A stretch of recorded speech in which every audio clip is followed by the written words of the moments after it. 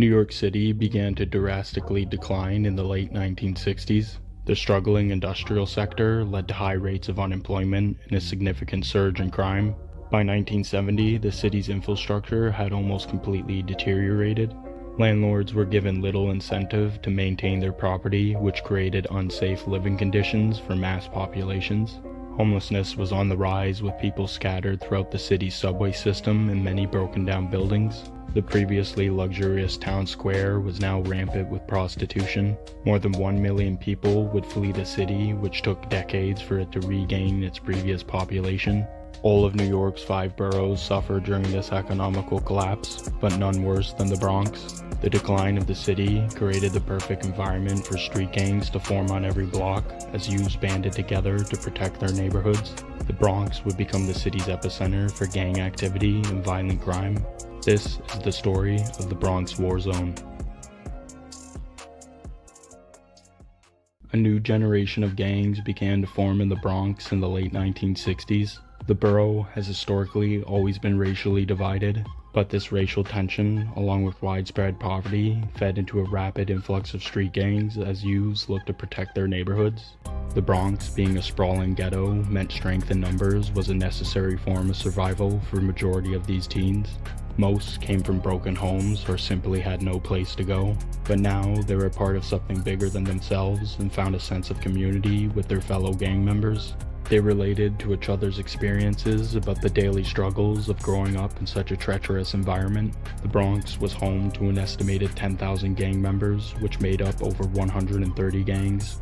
Numerous gangs like the Savage Nomads, Reapers, and Dirty Dozen dominated the South Bronx. The Savage Nomads had been involved in numerous petty crimes and were accused of letting pushers operate in their neighborhoods. This led to a schism in the streets as blocks became increasingly more divided over territorial disputes. Many gangs had actually formed in the first place to keep narcotics off the streets. Another gang, known as the Savage Skulls, who resided in Hunts Point, had a zero tolerance for dealers and attacked them on sight.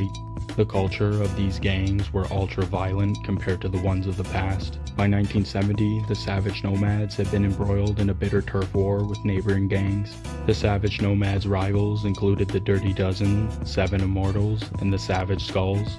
The Black Spades, one of New York's largest gangs, were also hostile towards the Savage Nomads. The Black Spades had chapters in all 5 boroughs and were 200 members strong in the South Bronx alone. 1970 seen 1,146 homicides in New York City, the Bronx being the worst per capita out of all the boroughs. This was double the rate seen in 1965. Brawls were the preferred method of settling disputes, but there was an increasing level of gang-related homicide with the introduction of deadlier weapons, and once a feud was taken to another level, it was hard to turn back. In the first 3 months of 1971, the Bronx seen a 30% increase in violent crime. There was no order in the streets, and somebody would need to mediate the ongoing tensions. This is where Black Benji came into the picture. He was a well-respected member between major street gangs in the Bronx. Benji was a member of the Ghetto Brothers, which were considered by some to be a gang, but were really a government-sponsored movement that looked to inspire the Latino and Black community. They held a strong stance against dealers in their neighborhoods and treated women within their ranks with respect.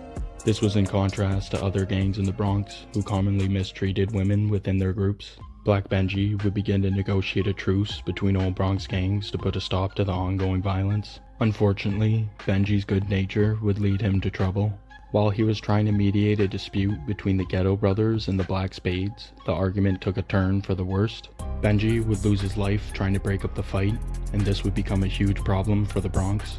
Benji was loved by everyone, and all gangs looked to retaliate against the Black Spades for what had happened. The tension in the streets was at an all-time high, but the Ghetto Brothers continued to push the truce in Benji's honor. A meeting would be held between all major gangs in the Bronx on Hoe Avenue on December 8, 1971. The peace treaty didn't completely stop the violence, but it did lead to setting ground rules for gangs to avoid turf wars, which would help de-escalate future conflicts. The truce kept the gang culture from spiraling out of control and created new alliances which allowed youths to travel around more freely. The burning of the Bronx started in 1972. Landlords and homeowners began burning their property down en masse to claim insurance, leading to 80% of all buildings in the Bronx being reduced to rubble. This displaced over 250,000 people and made a desperate situation even worse. The Bronx was now considered to be the worst slum in the United States and was reminiscent to a nuclear test site. In effect, the gang culture slowly shifted into something more sinister. With old Bronx gangs at each other's throats, rumbles and brawls became more commonplace. Firearms began to flood the streets, and the introduction of homemade bombs turned the Bronx into a sprawling battlefield. In 1972, 54 people lost their lives due to gang violence. Sexual assaults became another twisted method of retaliation. Gangs would target women in rival neighborhoods regardless of their affiliations. And slowly but surely, these gangs that regarded themselves as street guardians became vicious thugs that preyed on their own communities to maintain power.